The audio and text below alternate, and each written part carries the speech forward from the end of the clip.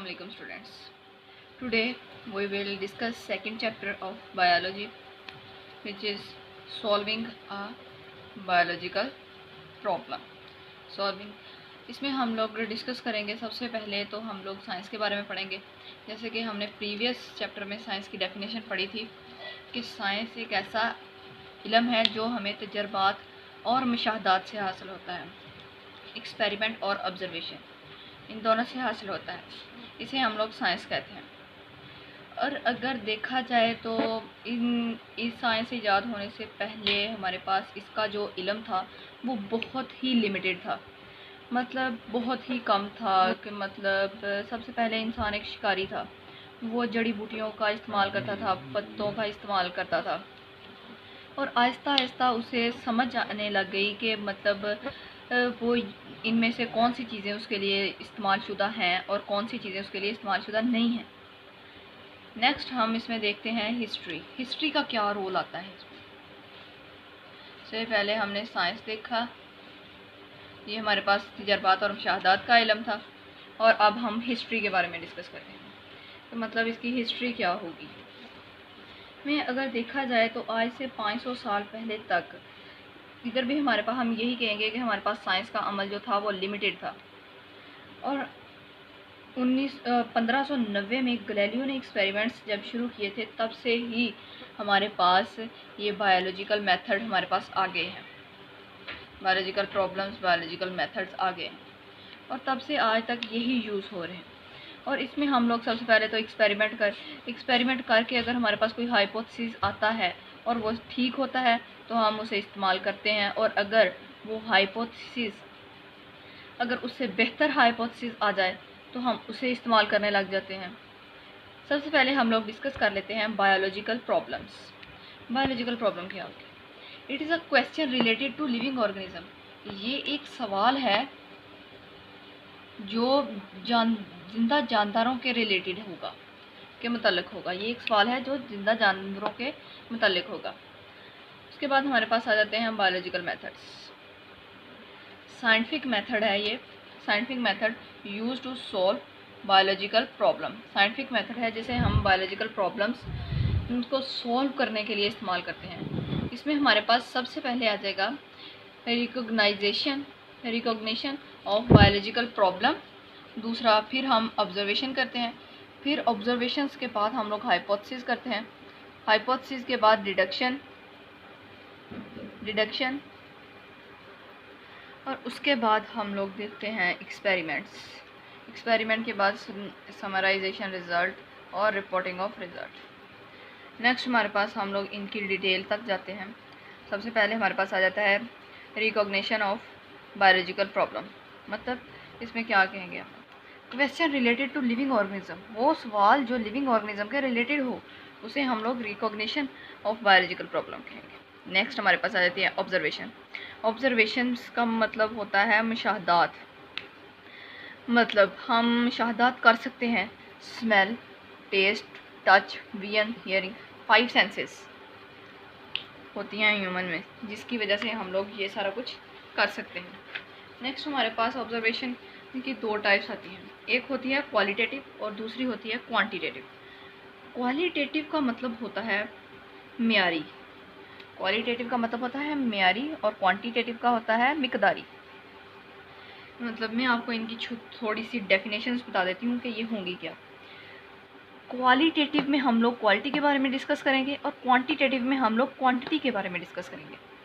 इसकी क्वालिटेटिव की डेफिनेशन ये होगी, these are variable, not measurable, not recorded. These are variable, not measurable and not recorded.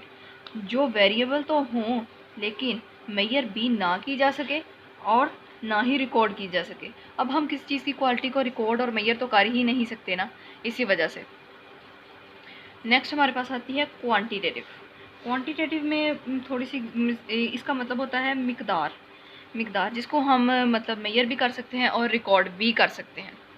इसकी definition यूँ होगी, these are invariable, measurable and can be recorded in term of number। इसमें हम quantity को study करते हैं। ये इन दोनों की एग्जांपल्स मैंने लिखी हुई हैं। ये एग्जांपल 1, एग्जांपल 2।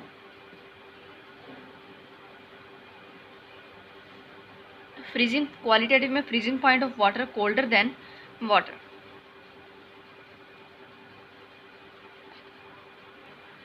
इसमें मतलब freezing point of water colder than boiling point. Boiling point था, गलती से वाटर लिखा गया इधर। और क्वांटिटेटिव में हमारे पास freezing point of water 0 degree Celsius होता है और बॉइलिंग पॉइंट 1000।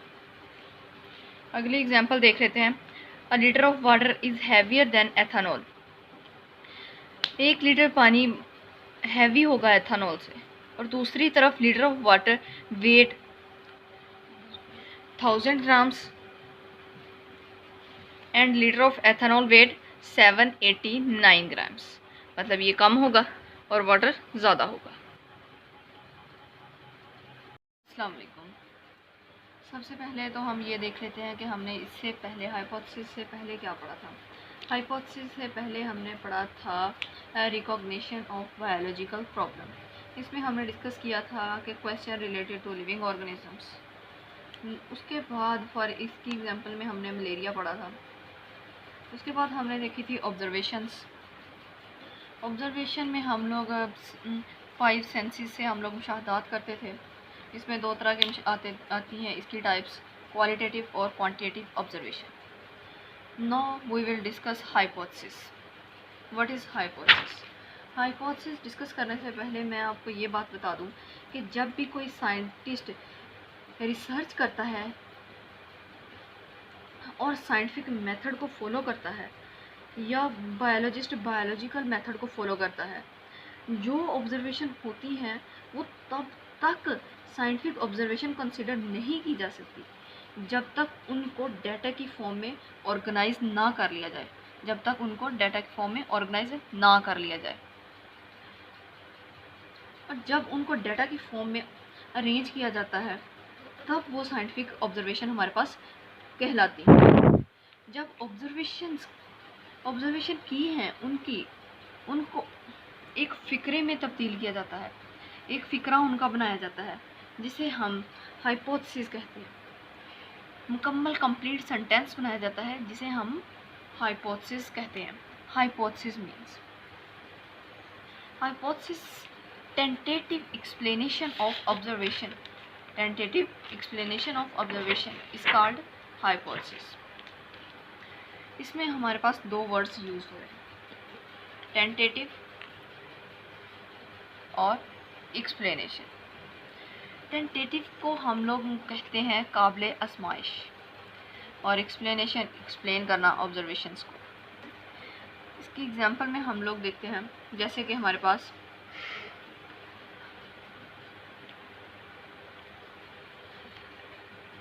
इसकी एग्जांपल में हमारे पास सबसे पहले आता है Plasmodium. Plasmodium is the cause of malaria. Plasmodium is the cause of malaria. ये कंप्लीट सेंटेंस है कि प्लाज्मोडियम मलेरिया की वजह है। ये मलेरिया प्लाज्मोडियम की वजह से होता है। तो ये हमारे पास एक हाइपोथेसिस है। और मॉस्किटो स्प्रेड मलेरिया, मॉस्किटो की वजह से मलेरिया स्प्रेड होता है, मलेरिया बढ़ता है। ये भी हमारे पास एक कंप्लीट सेंटेंस है। नेक्स्ट हम इसकी कैरेक्टरिस्टिक देख लेते हैं। वो क्या कहता है, hypothesis should be simple statement. इसकी स्टेटमेंट सिंपल होनी चाहिए, अकॉर्डिंग टू ऑब्जर्वेशंस होनी चाहिए, और शुड बी टेंटेटिव, काबिल आजमाइश होनी चाहिए, फॉल्सेबल होनी चाहिए, और शुड बी जनरल। सबसे पहले सिंपल स्टेटमेंट, समझ आने वाला फिक्रा होना चाहिए, और दूसरा हमारे पास ऑब्जर्वेशंस होने चाहिए, उसके मुशाहदात होने चाहिए, और तीसरा वो काबिल आजमाइश हो कि आइदर ये हमारे पास सही होगा या गलत होगा, ये हमारे पास कैसे प्रूफ हो सकता है ये सही होगा या गलत होगा। इट शुड बी जनरल, वो जनरल होना चाहिए। नेक्स्ट हमारे पास आ जाता है डिडक्शंस की डेफिनेशन जब हम देख लेते हैं, logical consequences of a hypothesis. Logical consequences of hypothesis, इसमें लॉजिकल कॉन्सिक्वेंसेस क्या होते हैं? जब आप स्टेटमेंट्स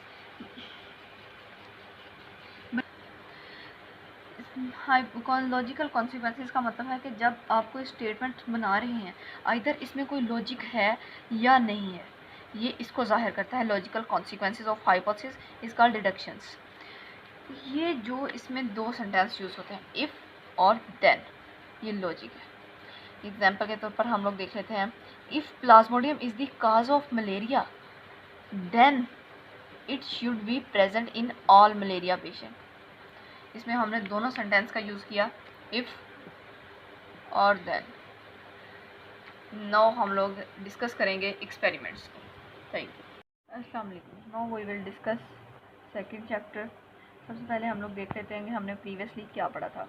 हमने प्रीवियसली पढ़ा था हाइपोथेसिस, और हाइपोथेसिस क्या होता है, टेंटेटिव एक्सप्लेनेशन ऑफ ऑब्जर्वेशन इनमें पढ़ी थी हमने। नेक्स्ट हम लोग देख लेते हैं, इसके अलावा हमने डिडक्शन भी पढ़ी थी।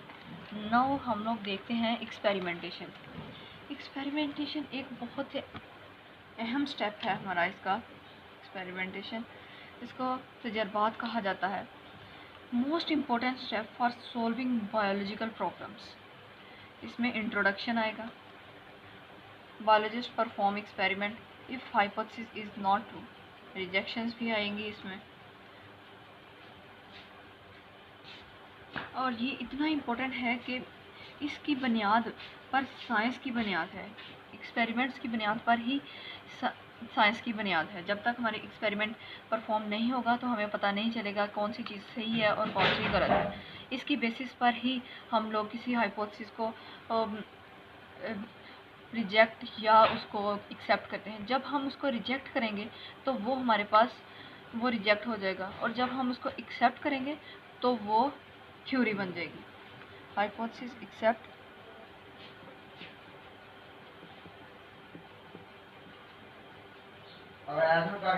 थ्योरी बन जाएगी।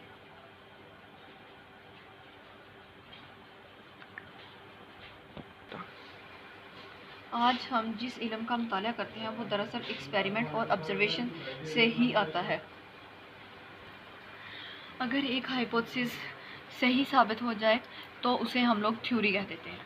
और ये हम पहले ही डिस्कस कर चुके हैं कि ये लाजमी नहीं है कि हाइपोथेसिस हमेशा ठीक ही हो, हाइपोथेसिस गलत भी हो सकता है, और ये हमारे पास एक आजमाइश के तौर पर होता है।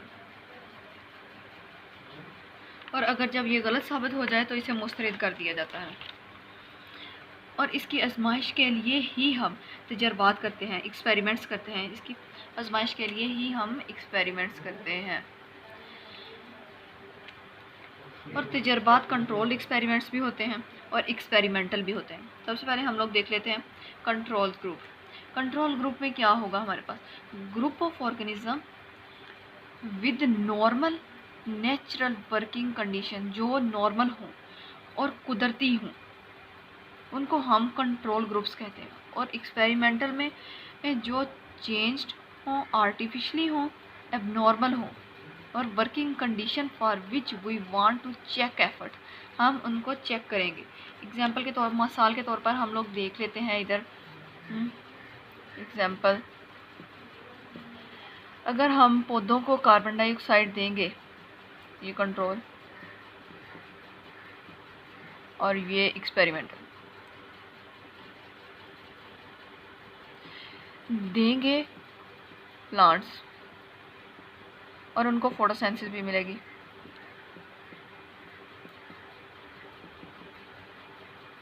तो प्लांट्स ग्रो करेंगे, प्लांट्स ग्रो करेंगे। और इधर हमने अगर उन्हें प्लांट्स को कार्बन डाइऑक्साइड नहीं देते तो प्लांट्स ग्रो नहीं करते, जिसकी वजह से ये साबित होता है कि ये हाइपोथेसिस सही है कि पौधों के लिए फोटोसिंथेसिस ज़रूरी है। नेक्स्ट हम देखते हैं summarise the result. Summarise the result में क्या होगा, ऑर्गेनाइज डाटा और स्टैटिस्टिक्स, इन दोनों को और डाटा को ऑर्गेनाइज करते हैं और स्टैटिस्टिक्स करते हैं। नेक्स्ट हमारे पास आ जाता है reporting the results. Reporting the results में क्या होता है कि साइंटिस्ट अपना डाटा सोशल मीडिया के थ्रू भी कर सकता है, प्रिंटर के थ्रू भी कर सकता है, इलेक्ट्रॉनिक मीडिया और साइंटिफिक जर्नल भी कर सकता है। इन चीज़ों के ज़रिए वो अपना डाटा आगे शेयर कर सकता है। Thank you.